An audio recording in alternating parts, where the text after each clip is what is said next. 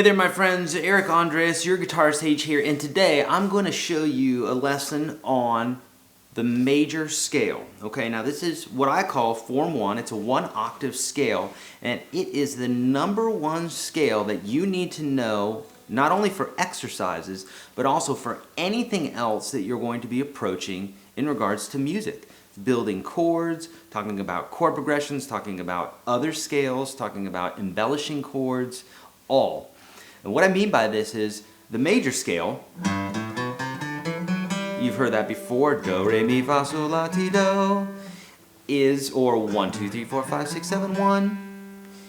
It is the standard, it's the benchmark for what all musicians use in regards to comparing melodies, okay? So what I mean by that is, if someone says, please play an add 9 chord. Well, an add 9 chord is a regular chord, a major chord, but you're adding the 9th note in it, okay? So in this case here, if we're playing the scale, we could go 1, 2, 3, 4, 5, 6, 7, 8, 9, and there's our 9th note. Now I'm going to be teaching you just the 1 octave, but your ear could easily bring you to that note as the 9th note. So a G add 9 would have that type of sound to it. Or for instance, if someone says, play a 7th chord, a dominant 7th chord. A dominant 7th chord is a major chord with a flatted 7. So we could easily take the scale and go 1, 2, 3, 4, 5, 6, 7, flat that 7, and if we take that note and we add that note to a regular major chord, so I'm just going to play a G major bar chord here.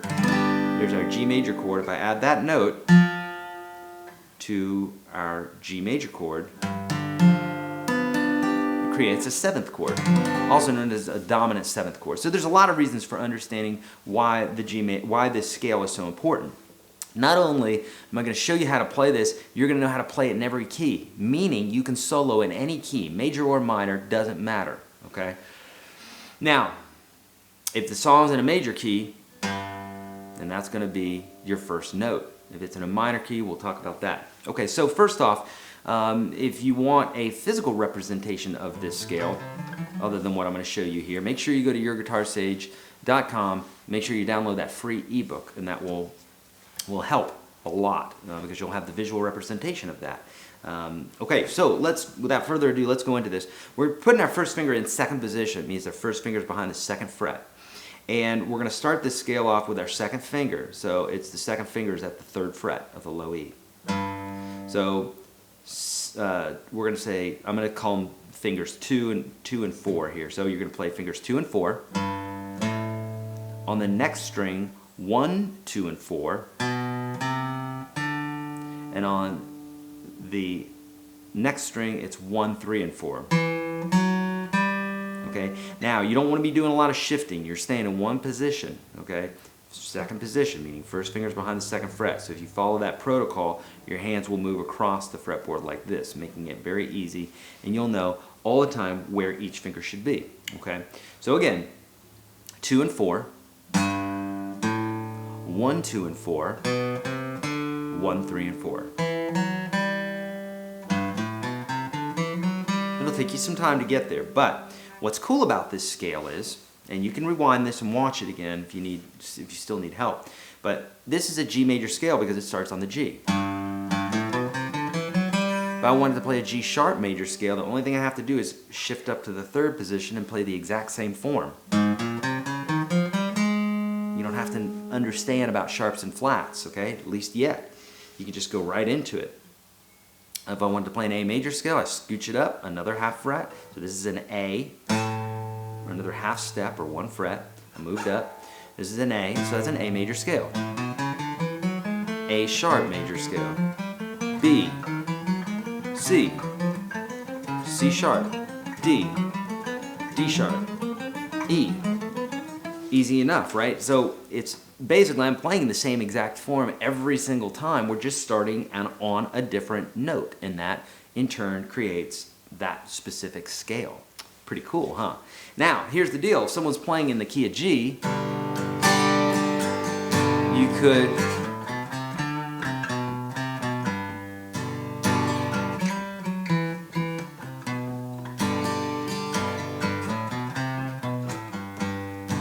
could play there in that G major scale, and it's going to sound really nice. If someone's playing an A,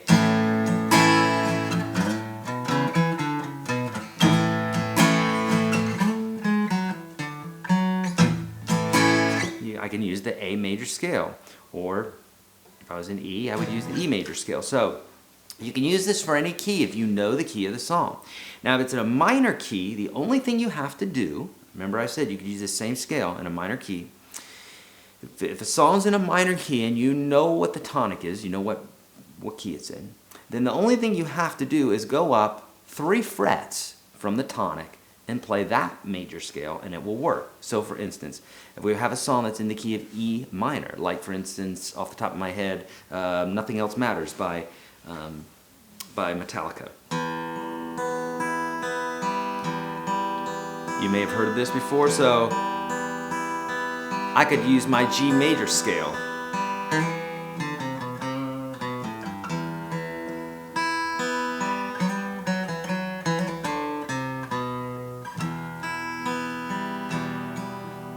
And that is going to work. So again, find the minor key, whatever the minor tonic is, means the root of the song, the key.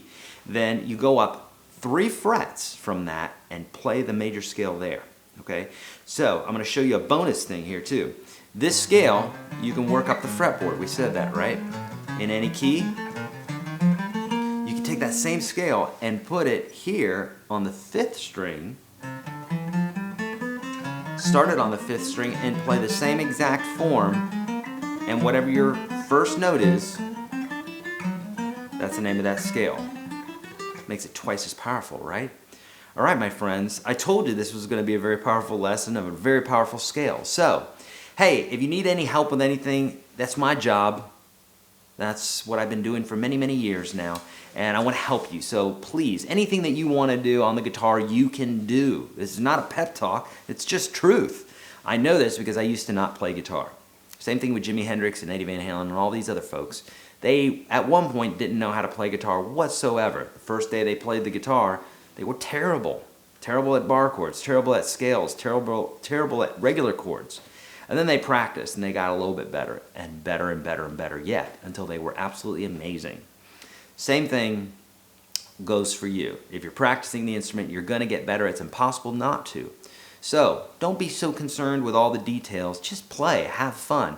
Make sure you have a good resource for learning. That's what I'm here for. I'm on Twitter, Facebook, YouTube, all those good places, and I'm here to help you. So please let me know how I can help. Ask questions here or ask them on Facebook or any of those other places, and I will help. Links are below yourguitarstage.com. I've got a free ebook that's going to help you out. Unstoppable Guitar System is also linked below. $1. Get in that course. Try it out for 14 days. If you don't like it, get the heck out of Dodge. You paid $1 and you've had nearly 400 high-def videos that you can't find anywhere else, not even here on YouTube. So make sure you check that out. Please let me know how I can help. I'm Eric Andreas, your Guitar Sage. Please be kind to one another, spay and neuter your animals, and practice your guitar. See ya.